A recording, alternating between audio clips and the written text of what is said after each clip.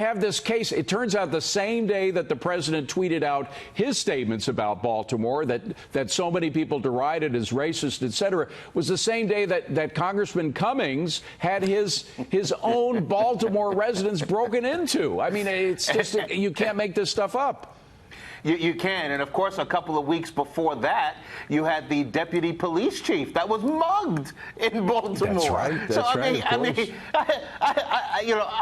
I'm laughing because of the irony, but the fact is it's not funny. It's deadly serious. It's deadly serious, and for over 50 years, you have had essentially one-party rule in that city, of course, that being liberal Democrats, and you had this unholy alliance of these so-called progressives, these Tammany Hall huckster Democrat politicians, and crony capitalists, and it's just not working Brad, for blacks. You and know, other citizens. we have one of those politicians that Niger was describing right here now in New York, and he happens to be running for president, Mayor de Blasio. I mean, it's extraordinary. And he's a guy who, by the way, says, oh, we need more money. He has increased the budget of New York City over 30% since he's been in power. That's more than any mayor in New York history, and it's dirtier now. It runs less efficiently. There are many more homeless on the street, and I think crime is ticking up.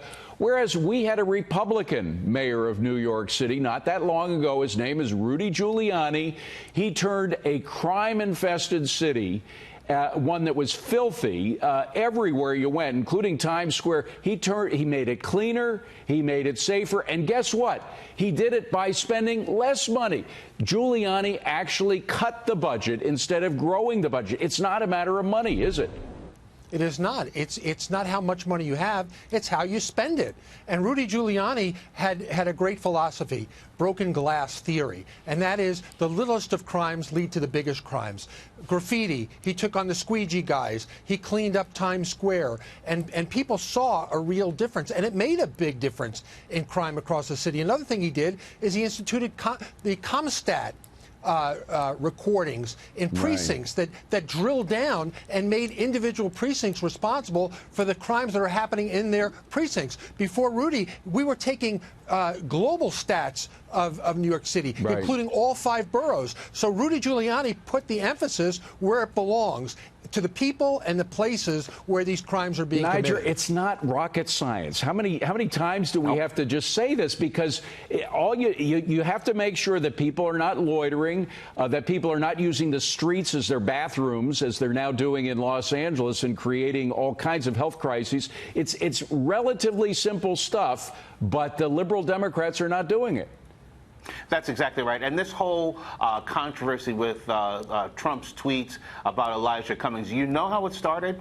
It started because a local African-American young lady activist was going in the community, and a community member, a black community member, said, do you want to see a horror story? Well, I've got a horror story to show you. And he took her to where he and his wife live, and what was it? It was full of rats and roaches and dead bodies and needles and all the things that Trump tweeted about. It was based on her responding to this local black resident that Trump responded. Look, I think we're on the brink of a bit of a revolution in the black community. I think the president could have the potential to get somewhere between 20 to 25% of the black vote quietly. Okay, they may not admit it publicly, but when they get into that voting booth and they look at their paychecks and they look at what 50 years of Democrat misery machine has caused them, I think you've got a real revolution taking place. Guys, great stuff. We got to leave it at that. Have a wonderful weekend. Thank you for being here. Good to see you both.